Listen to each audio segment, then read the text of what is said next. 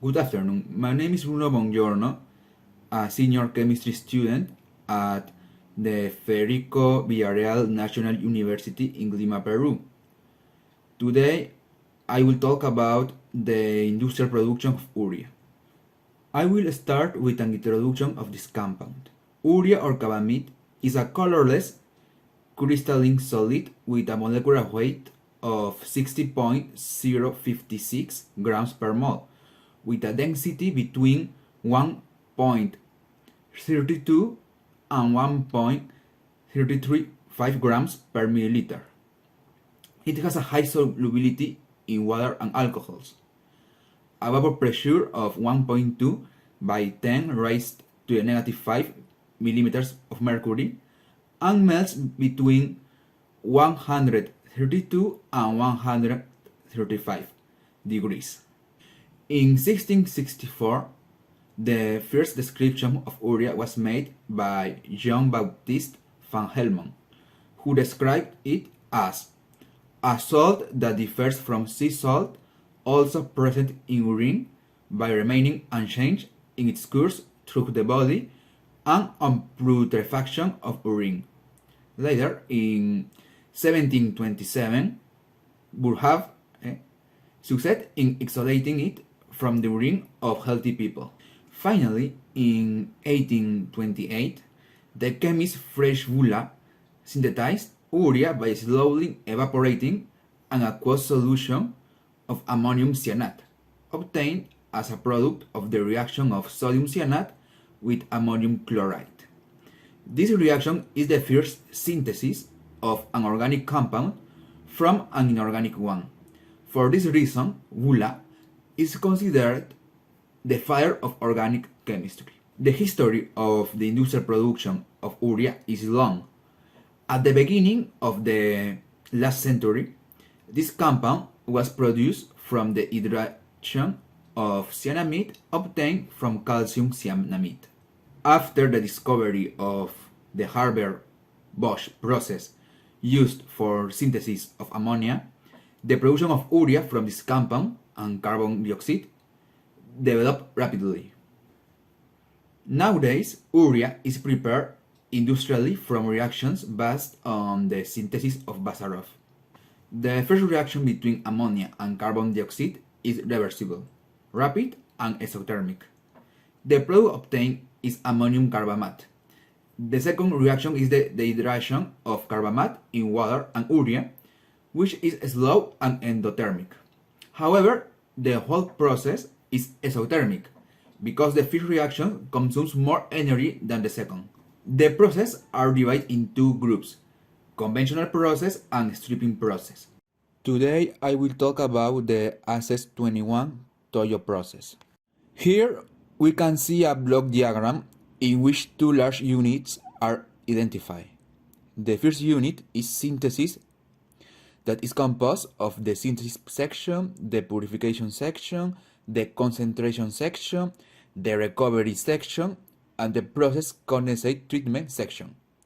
The second unit is the granulation with the granulation section. Here is the process flow diagram of the urea synthesis unit. At the bottom of the flowchart is the ammonia pumping and the carbon dioxide compressor. Both compounds are sent to the reactor where the liquid urea solution plus ammonium carbonate, water, and unreacted compounds, carbon dioxide and ammonia, are obtained. From the upper part of the reactor, the stream with these compounds is directed to the stripper, where, thanks to the heat, the ammonium carbamate is decomposed into carbon dioxide and ammonia. This gas circulates to the carbamate condenser, where, once condensed, they are sent in solution to the reactor to produce more urea. At the bottom of the stripper is a more concentrated urea solution, with residual ammonium carbamate and water.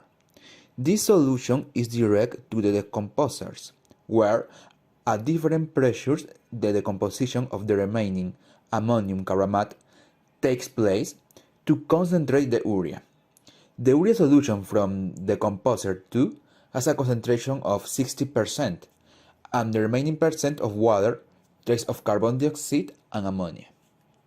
The recovery section is linked to the purification section in order to absorb the gas resulting from the decomposition of the two decomposers into solution. The absorbed gas are recirculated to the synthesis section.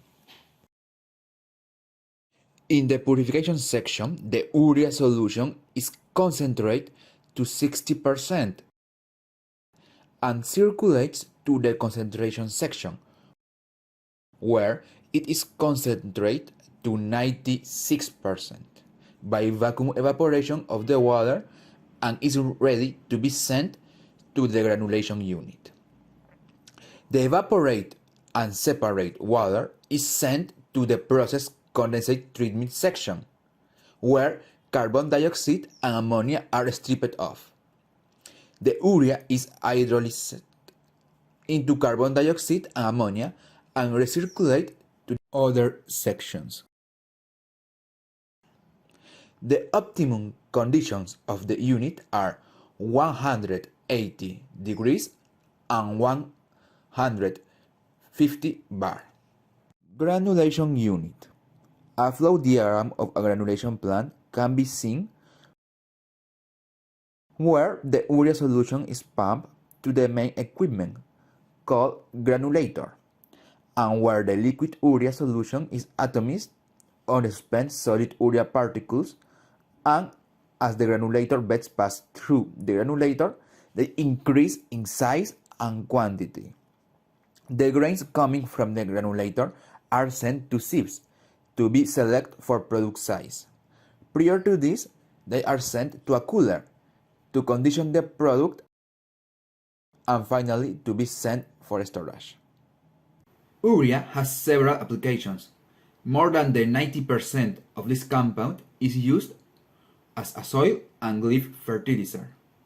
It is also used in the production of urea formaldehyde resins, ruminant food, raw materials in the pharmaceutical, petroleum, and brewing industries, and as a protein solubilizing agent. Thank you for your attention. Don't forget to subscribe and hit the like button if you like this video.